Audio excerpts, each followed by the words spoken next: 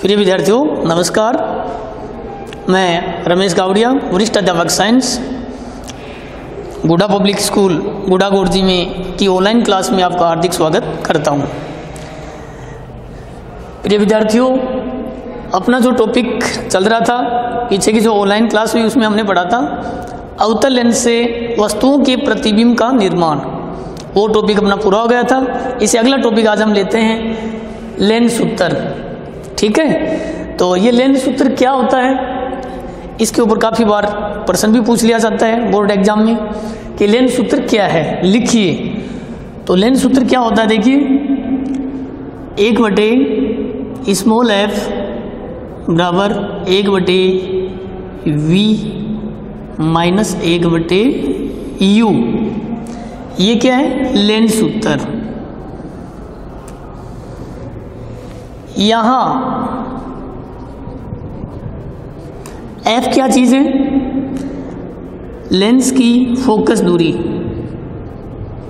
Lens की focus दूरी। v क्या चीज है, v का अर्थ है लेंस से प्रतिबिंब की दूरी, लेंस से प्रतिबिंब की दूरी। u क्या चीज है, u का यहां अर्थ है लेंस से बिंब की दूरी। बिंब का मतलब वस्तु, बिंब कितनी दूर है, बिंब की दूरी। ठीक है, यह है लेंस सूत्र। एग्जाम में काफी बार पूछा जाता है कि लेंस सूत्र लिखिए, तो आपको लिखना है 1/f बराबर 1/v माइनस 1/u। ऐसा ही एक फॉर्मूला आपने पीछे भी पढ़ा था, दर्पण सूत्र। दर्पण में यहाँ क्या था, यहाँ जो ये जो आवेश मतलब ये जो चिन्ह अपना माइनस वाला है, दर्पण में यहाँ क्या होता है, प्लस होता है, मतलब पॉजिटिव होता है। तो अगर दर्पण सूत्र पूछेंगे तो हम लिखेंगे 1/f बराबर 1/v प्लस 1/u। और लेंस सूत्र पूछेंगे तो यहाँ क्या आएगा, माइनस। ठीक है, इसी क्वेश्चन को घुमा के पूछ लेते हैं कि लेंस की फोकस दूरी f, प्रतिबिंब की दूरी v और बिंब की दूरी u, इन तीनों में क्या संबंध है, संबंध लिखिए। तभी आपको यही सूत्र इसमें लिख के आना है जो अभी आपको बताया गया है, यह लेंस सूत्र। ठीक है, चलो आगे। लेंस सूत्र के बाद में अपना आगे का जो भाग आता है वो है आवर्धनता, जिसको मैग्निफिकेशन कहते हैं।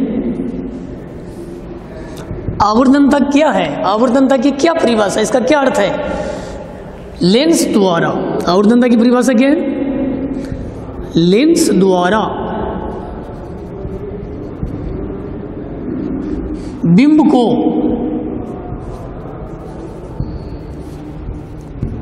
आवर्धित करने की, लेंस द्वारा बिंब को आवर्धित करने की क्षमता को ही क्या कहते हैं, आवर्धनता कहते हैं। यह आवर्धनता की परिभाषा।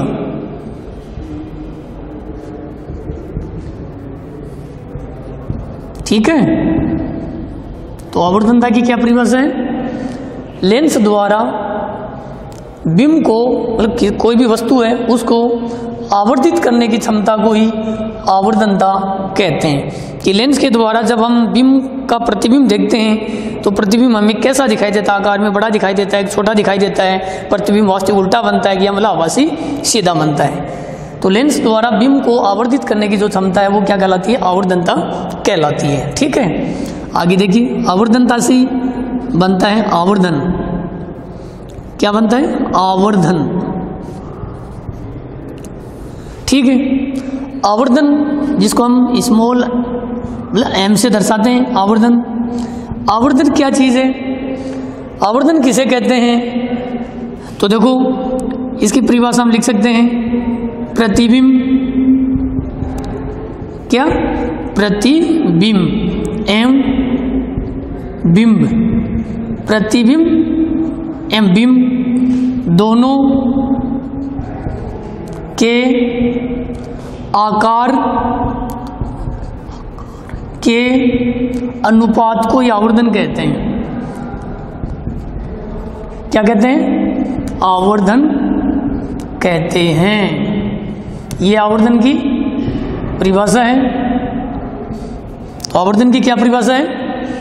प्रतिबिंब एवं बिंब दोनों के आकार के अनुपात को क्या कहते हैं? आवर्धन कहते हैं। इसी परिभाषा को हम यूं लिख सकते हैं, प्रतिबिंब एवं बिंब इन दोनों की ऊंचाई के अनुपात को क्या कहते हैं? आवर्धन कहते हैं। मतलब बिंब और प्रतिबिंब दोनों की ऊंचाई का जो अनुपात हम ज्ञात करते हैं वो अनुपात ही क्या कहलाता है? वो आवर्धन कहलाता है। ठीक है, एक ये ध्यान रखना, कई बार पूछते हैं कि आवर्धन का मात्रक क्या है, इसकी इकाई क्या है। तो आवर्धन का जो मात्रक है वो आप लिखेंगे मात्रकहीन राशि। मात्रकहीन राशि मतलब आवर्धन का कोई मात्रक नहीं है। आवर्धन एक मात्रकहीन राशि है, मतलब इसका कोई मात्रक नहीं है। ठीक है, तो इस पर क्वेश्चन कई बार आता है कि आवर्धन का मात्रक लिखिए, तो हम लिखेंगे मात्रकहीन राशि है। ठीक है, एक पूछ लेते हैं कि आवर्धन ज्ञात करने का सूत्र क्या होता है। ठीक है, लेंस से आवर्धन ज्ञात कीजिए, तो हम आवर्धन ज्ञात करने का जो सूत्र है वो लिखेंगे m बराबर v/u। ये क्या है? ये आवर्धन ज्ञात करने का फॉर्मूला है। m क्या चीज़ है? आवर्धन है। u क्या चीज़ है? u लेंस से बिंब की दूरी है। v क्या है? लेंस से प्रतिबिंब की दूरी। तो क्वेश्चन के अंदर हमें बिंब की दूरी और प्रतिबिंब की दूरी दी हुई मिलेगी और हमें कहेंगे आवर्धन ज्ञात करो, तो इस सूत्र के द्वारा हम आवर्धन ज्ञात कर सकते हैं। एक बात ध्यान रखना कि आवर्धन के द्वारा हम ये भी पता लगाते हैं कि बिंब का प्रतिबिंब कैसा बनता है। अगर आवर्धन का मान धनात्मक है, ध्यान रखना, अगर आवर्धन का मान क्या है? धनात्मक है, प्लस में है, तो वो प्रतिबिंब कैसा होगा? ध्यान रखना, वो प्रतिबिंब होगा आभासी सीधा। अगर आवर्धन का मान हमें ऋणात्मक प्राप्त हो रहा है तो प्रतिबिंब कैसा होगा? वास्तविक और उल्टा। ये दो चीज़ें ध्यान रखना। क्वेश्चन में लास्ट में पूछा जाता है कि प्रतिबिंब की प्रकृति क्या है, समझाइए। तो प्रकृति का जो पता है वो हम आवर्धन को देख के लगा सकते हैं। आपको बताया कि आवर्धन का मान अगर धनात्मक आ रहा है तो प्रतिबिंब कैसा होगा? आभासी सीधा। आवर्धन का मान अगर ऋणात्मक आ रहा है तो प्रतिबिंब कैसा होगा? वास्तविक उल्टा होगा। ठीक है, तो एक सूत्र मतलब ये ध्यान रखना कि आवर्धन ज्ञात करने का सूत्र क्या है। तो एक तो हमने लेंस सूत्र पढ़ लिया है, एक आवर्धन ज्ञात करने का फॉर्मूला पढ़ा हमने। ठीक है, इसी प्रकार एक और पूछते हैं, प्रश्न के अंदर बिंब की साइज मतलब ऊंचाई दे देते हैं और पूछते हैं कि प्रतिबिंब की ऊंचाई भी ज्ञात करो। ऐसा कई क्वेश्चन आ जाता है। प्रतिबिंब की ऊंचाई ज्ञात कीजिए। प्रतिबिंब की जो ऊंचाई उसको हम h डैश से दर्शाएंगे। ठीक है, तो प्रतिबिंब की ऊंचाई ज्ञात करने के लिए ये फॉर्मूला हम लगेंगे h डैश बराबर hv/u। ठीक है, यहाँ h क्या चीज़ है? h यहाँ बिंब की ऊंचाई है, बिंब की साइज है, बिंब की ऊंचाई। ठीक है, u आपको बताइए, ये बिंब की दूरी है लेंस से, बिंब की दूरी u, ये v क्या है? ये प्रतिबिंब की दूरी हो गई, प्रतिबिंब की दूरी। ठीक है, और h डैश आपको बताइए प्रतिबिंब की क्या है? ऊंचाई है। तो प्यारे बच्चों, जिस क्वेश्चन में बिंब की ऊंचाई हमें दी हुई है तो और उसमें हमें ये पूछे कि प्रतिबिंब की प्रकृति भी ज्ञात कीजिए, उसमें आवर्धन हमें पूछा नहीं है, तो ऐसी स्थिति में आपको क्या करना है? ये फॉर्मूला लेना है। प्रश्न में बिंब की ऊंचाई अगर दे रखी है, ठीक है, लेंस की फोकस दूरी आपको दी मिलेगी, u या v इन दोनों में से एक चीज़ आपको मिलेगी। तो u दिया हुआ तो v निकालना, v दिया तो u ज्ञात कर लेना लेंस सूत्र लगा के, और फिर आप प्रतिबिंब की ऊंचाई ज्ञात कर लेना। और प्रतिबिंब की ऊंचाई का मान, अगर प्रतिबिंब की ऊंचाई धनात्मक प्राप्त हो रही है, h डैश का मान अगर आपको धनात्मक मिल रहा है तो वो प्रतिबिंब कैसा होगा? वो भी आभासी सीधा होगा, ध्यान रखना। और अगर प्रतिबिंब की ऊंचाई अगर ऋणात्मक प्राप्त हो रही है तो वो प्रतिबिंब कैसा होगा? वास्तविक उल्टा होगा। तो ये छोटे छोटे मतलब टॉपिक हमने लेंस सूत्र क्या है, आवर्धनता या आवर्धन क्या चीज़ है, इनके क्या मात्रक है, मतलब इनके ये ज्ञात करने के मतलब इन राशियों को ज्ञात करने के क्या सूत्र दिए गए हैं। तो ये छोटी छोटी चीज़ें हैं जो मतलब हमें याद रखनी है, ध्यान में रखनी है। अब देखिए मैं आपको लेंस के ऊपर कुछ क्वेश्चन समझाता हूँ। ऐसे क्वेश्चन बोर्ड एग्जाम में काफ़ी बार पूछ लिए जाते हैं, तो एक क्वेश्चन आपको मैं समझा देता हूँ। देखिए क्वेश्चन दे देते हैं, एक अवतल लेंस जिसकी फोकस दूरी है 30 सेंटीमीटर। अवतल लेंस की फोकस दूरी कितनी है, 30 सेंटीमीटर दी हुई है। प्रश्न क्या है, एक अवतल लेंस की फोकस दूरी, अवतल लेंस की फोकस दूरी, फोकस दूरी को स्मॉल एफ से दर्शाएंगे हम, वो हमें दे दी 30 सेमी, मतलब एक 30 सेंटीमीटर फोकस दूरी का अवतल लेंस है। ठीक है, इसके सामने 15 सेंटीमीटर दूरी पर एक बीम रखी हुई है। तो बताइए प्रतिबिंब की स्थिति कहाँ होगी। ठीक है, मतलब लेंस से प्रतिबिंब कितनी दूरी पे बनेगा और प्रतिबिंब की प्रकृति भी ज्ञात करो, मतलब इसका आवर्धन निकालो। ठीक है, तो हम लिखेंगे अवतल लेंस की फोकस दूरी कितनी है, 30 सेमी। अब लेंस से प्रतिबिंब की दूरी, ये बीम की दूरी, लेंस से बीम की दूरी यू से दर्शाएंगे, वो हमें दी है 15 सेमी। तो प्यारे विद्यार्थियों एक चीज़ ध्यान रखना, अगर प्रश्न में अवतल लेंस आ रहा है तो अवतल लेंस की जो फोकस दूरी है वो हमेशा क्या होती है, वो ऋणात्मक होती है। फोकस दूरी को आप ऋणात्मक लेंगे।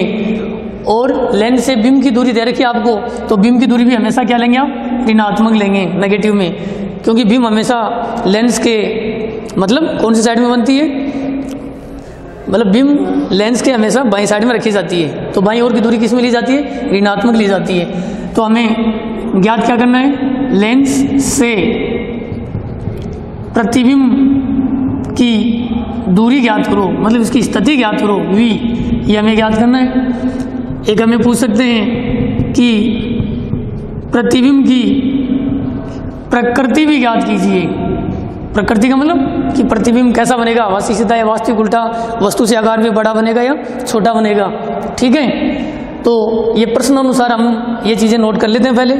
तो अवतल लेंस की फोकस दूरी दे रखी है हमें 30 सेमी, बीम की दूरी लेंस से 15 सेमी दे रखी है। तो हमें लेंस से प्रतिबिंब कितनी दूर बनेगा बीम का, वो हमें इसमें ज्ञात करना है। तो हम क्या करते हैं, सबसे पहले इसको हल करेंगे। लेंस से प्रतिबिंब की दूरी, लेंस से प्रतिबिंब की दूरी, प्रतिबिंब की दूरी क्या है, v। तो ये हम हल करेंगे लेंस सूत्र लगा के। कौन सा सूत्र, लेंस सूत्र। लेंस सूत्र क्या होता है, लेंस सूत्र होता है 1/, स्मॉल एफ, अभी हमने पढ़ा है, बराबर 1/v और -1/u।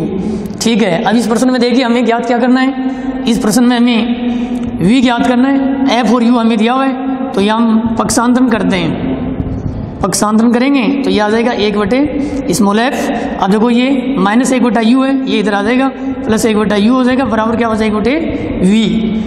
अब जो राशि अज्ञात है उसको हम बाईं साइड में लाते हैं, तो 1/v इधर आ जाएगा, और जो राशि ज्ञात हैं उनको हम इधर नोट कर लेते हैं। ठीक है, अब इसमें हम क्या करते हैं, मान रखते हैं। मान रखने पर जब हम मान रखेंगे तो देखिए 1/v बराबर 1/f, f का मान कितना दिया है, -30, तो यहाँ आ जाएगा -30, सूत्र में प्लस 1/u। अब u का मान कितना दिया है, -15, तो -15 हो गया। ठीक है, आगे हल करते हैं, 1/v बराबर 1/-30, ये देखो प्लस, ये क्या है माइनस, प्लस माइनस को गुणा करेंगे क्या आएगा, -1/15 हो गया। अब इनके हम लघुत्तम लेते हैं, तो इनका लैसे कितना आ जाएगा, 30 में 30 का भाग देंगे, -1, -15 दूनी 30, तो 1/v बराबर कितने हो गए, माइनस के 3/30। तो ये -3/30 किसका मान है, 1/v का मान है। हमें किसका मान चाहिए, हमें मान चाहिए सिर्फ v का, या v बराबर ये हो जाएगा 30/3 माइनस, तो v बराबर माइनस के कितने हो जाएंगे, 10 आ जाएगा, कट जाएंगे। ठीक है, तो v का मान आ गया 10 सेंटीमीटर। ये 10 सेमी क्या है, ये है प्रतिबिंब की दूरी, और बीम की दूरी कितनी है, ये 15 सेमी है। बीम की दूरी, लेंस से बीम कितनी दूरी पे, 15 सेमी पे। प्रतिबिंब कितनी दूरी पे था ना, 10 सेमी दूरी पे। तो प्रतिबिंब की दूरी बीम से क्या है, कम है, तो ये प्रतिबिंब बीम से कैसा बनेगा, आकार में छोटा बनेगा। ठीक है, अब देखिए हम निकालते हैं प्रतिबिंब की प्रकृति। प्रतिबिंब की प्रकृति की प्रतिबिंब कैसा बनेगा, प्रतिबिंब की प्रकृति ज्ञात करने के लिए हमें इसमें निकालना पड़ेगा क्या, आवर्धन। क्या ज्ञात करना पड़ेगा, आवर्धन ज्ञात करना पड़ेगा हमें, एम। आवर्धन ज्ञात करने का सूत्र हमने क्या पढ़ा है, एम बराबर वी बटे यू, ये सूत्र लग जाएगा, इसमें मान रखेंगे। एम बराबर वी, प्रतिबिंब की दूरी कितनी है, -10 सेमी दे रखी हमें, बटे यू, यू का मान, बीम की दूरी कितनी है, -15 दे रखी है हमें। ठीक है, तो माइनस माइनस कैंसिल हो जाएगा, तो m बराबर कितना बचा, 10/15 बच गए। ठीक है, अब हम m बराबर 10 में 15 का क्या दे देंगे, भाग दे देंगे। ठीक है, तो 10 में हम 15 का भाग देंगे तो जाएगा नहीं, 0.100 हो गए, 90 हो गए, 6 बार भाग जाएगा, कितने बच गए, फिर कितने बच गए, इसमें 10 बच गए, फिर नहीं जाएगा, तो ये आ जाएगा 0.66 आगे आ जाएगा। ठीक है, तो देखो 10 में 15 का जब भाग देते हैं तो ये आता है 0.666 आ जाता है। अब आपने पढ़ा है कि दशमलव के आगे तीसरा अंक अगर 5 से बड़ा है तो दूसरे अंक में एक की क्या हो जाएगी, वृद्धि हो जाएगी, तो m का मान कितना आएगा, 0.67। ठीक है, 0.67 हो जाएगा आवर्धन का मान। ठीक है, इसके आगे हमें कुछ नहीं लगाना है, सेंटीमीटर यहाँ नहीं लिखना है। क्यों नहीं लिखना है, क्योंकि आवर्धन का कोई मात्रक नहीं होता है। ठीक है, आप देखिए आवर्धन का मान धनात्मक है ऋणात्मक, तो आवर्धन का मान हमें धनात्मक प्राप्त हो रहा है। ठीक है, तो ये प्रतिबिंब कैसा हो गया, तो प्रतिबिंब की जो प्रकृति है वो हम लिखेंगे। ये प्रतिबिंब कैसा है, आभासी, सीधा व वस्तु से बड़ा या छोटा, तो प्रतिबिंब वस्तु से छोटा है। ठीक है, तो हमने पढ़ा है अवतलन से जो प्रतिबिंब बनते हैं वो हमेशा आभासी, सीधे या वस्तु से छोटे ही बनते हैं। तो प्यारे विद्यार्थियों, बोर्ड एग्जाम में लेंस सूत्र के ऊपर इस तरह के क्वेश्चन मतलब है पूछ लिए जाते हैं, 2 नंबर के कम से कम मतलब ऐसा क्वेश्चन आ जाता है, कम से कम 2 नंबर या 3 नंबर का पूछ लेते हैं। तो इन क्वेश्चनों को आप अच्छी तरह मतलब हल कर लेना, इनका विशेष आप ध्यान में रखना। तो आज के ऑनलाइन क्लास में इतना ही काफ़ी है, धन्यवाद।